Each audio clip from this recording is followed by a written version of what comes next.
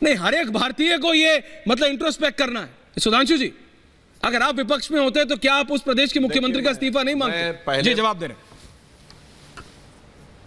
जनाब, हम ऐसी चर्चा करते, धुआंधार चर्चा करके इनकी धज्जियां उड़ा देते, मगर अफसोस कि इनको पता है कि चर्चा होगी तो भागना पड़ेगा। मेरी उस बात का उत्तर नहीं आया। यदि ये आज इतना दावा करते हैं कि 3 महीने से इनको पता था, तो 3 महीने से आप लोग 2-2 बार मिले, खूब प्रेस मीडिया में वक्तव्य दिए, लिखित वक्तव्य जारी किए, उसमें मणिपुर का कहीं नाम क्यों नहीं था?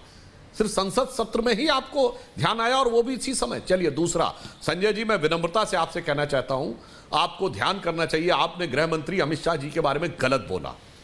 जिस समय सीए एनआरसी के ऊपर जब डिबेट हुई है, राष्ट्रपति के अभिभाषण के ऊपर, 2020 का सत्र याद करिए, जब गृह मंत्री जी ने स्पष्ट कहा कि एनआरसी का अभी कोई भी व्यवस्था नहीं है, कोई विधान नहीं है, तब याद करिए उस समय नेता प्रतिपक्ष गुलाम नबी आजाद जी ने इंटरप्ट करते हुए खड़े होकर पूछा था कि जो गृह मंत्री जी कह रहे हैं, क्या उसका अर्थ यह है कि एनआरसी नहीं हो रहा है? तो अमित शाह जी ने कहा हां। उन्होंने कहा इसका अर्थ यह हो गया कि अभी एनआरसी का कोई ड्राफ्ट नहीं है? अमित शाह जी ने कहा हां। उन्होंने कहा इसका अर्थ यह हो गया कि अभी इसके बारे में सरकार कोई लाने वाली नहीं है? उन्होंने कहा हां। तो नेता प्रतिपक्ष ने यह कहा कि गृह मंत्री जी ये कह रहे हैं तो मैं उनकी बात पर विश्वास करता हूं। चुनौती से मैं कहता हूं सदन की कार्रवाई निकलवा के दिखवा लीजिए। मैं उस समय सदन में था, वीडियो रिकॉर्डिंग भी है और लिखित कार्रवाई भी है। इसलिए मैं कह रहा हूं विपक्ष के सामने यही समस्या है। तथ्यों पे बहस करेंगे तो बहुत बड़ी समस्या हो जाएगी। बाहर निकल के हो हल्ला करते रहो और किसी भी विषय के ऊपर संवेदना से सॉल्यूशन कैसे निकलेगा? राजनीतिक आधार के ऊपर विचार करते रहिए। पर सुधांशु जी, सॉल्यूशन कैसे निकलेगा? सुधांशु जी, चाहे मणिपुर हो, बंगाल हो, छत्तीसगढ़ हो, राजस्थान हो, ये हमारे देश की बहन बेटियां हैं।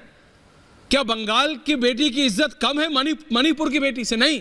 क्या मणिपुर की बेटी की इज्जत कम है राजस्थान की बेटी से? नहीं। ये situation is a real ground situation हर एक प्रदेश से। ये सारे प्रदेश की सरकारों को सोचने की जरूरत है, और देश की सरकार को भी। मैं उससे पहले मैं मणिपुर में भी कहता हूं, मैं मणिपुर में भी पहले भी कहता हूं, उससे पहले मैं देखिए मणिपुर में जो आज हो रहा है बहुत दर्दनाक है, हृदय विदारक है।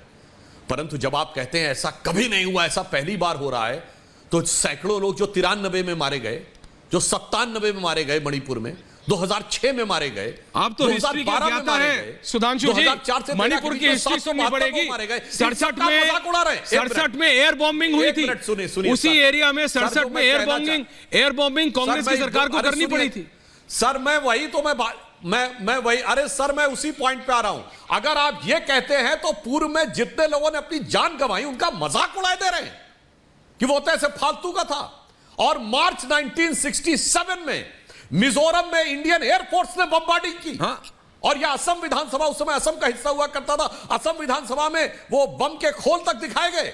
और आप कहते हैं ऐसा पहली बार हो रहा है, ऐसा नहीं हुआ। बचपन से हम लोग असम एकॉर्ड नहीं इंप्लीमेंट हुआ सुनते आ रहे, बचपन से सुनते आ रहे, नागा एकॉर्ड नहीं हो पाया, मिजो नेशनल फ्रंट के साथ नहीं हो पाया, मणिपुर का ब्लॉकेट कितना। तो जब आप ये कहते हैं तो जिन जिन लोगों ने कुर्बानियां दी थी सबका मजाक उड़ाते हैं केवल तात्कालिक राजनीति के लिए। अब मैं दूसरी बात कहता हूं, भारत की संसद है, तो जो 50 लोग के साथ की मृत्यु हो गई बंगाल में, नहीं वो तो उनसे क्या फर्क पड़ता है? जो छत्तीसगढ़ में हुआ, जो राजस्थान में, वो फर्क नहीं पड़ता है। बंगाल में नेता प्रतिपक्ष कांग्रेस के लोकसभा में अधीर रंजन चौधरी जी कहते हैं there is no democracy in Bengal, और वो कोर्ट तक जाते हैं तृणमूल कांग्रेस की सरकार के विरुद्ध। और जब बेंगलोर में आते हैं तो कहते हैं कि तृणमूल कांग्रेस से इसलिए जुड़ना है for the sake of democracy in the country. गजब का है भाई, अपने कार्यकर्ताओं की हत्या करने वाले लोगों के साथ गले मिलने को तैयार। और दूसरा, राजस्थान की स्थिति क्यों अंतर है? राजस्थान में विपक्ष का आरोप नहीं है मान्यवर, राजस्थान में राजस्थान सरकार के मंत्री ने आरोप लगाया है। और कहां आरोप लगाया है? सदन के पटल पर। संजय सिंह जी माननीय सांसद हैं, इन्हें निश्चित रूप से पता होगा, हर राजनीतिक व्यक्ति को पता होता है। सरकार के मंत्री का बयान सदन के पटल पर, इससे अधिक प्रामाणिकता किसी चीज की नहीं हो सकती। और वहां की महिला विधायक कह चुकी है कि मैं असुरक्षित महसूस करती हूं, मगर उसके बावजूद उस पर चर्चा नहीं होनी चाहिए। और आप कहते हैं कि उस पर चर्चा नहीं होनी चाहिए। मणिपुर पे आपने चर्चा यदा कदा बाधित रखनी चाहिए, one pretext on the other. इसलिए मैं कह रहा हूं इस समय विषय, लेकिन मैं ये कह रहा हूं आप नहीं है, दोनों से, विषय आप दोनों माननीय सांसद, को संवेदना के साथ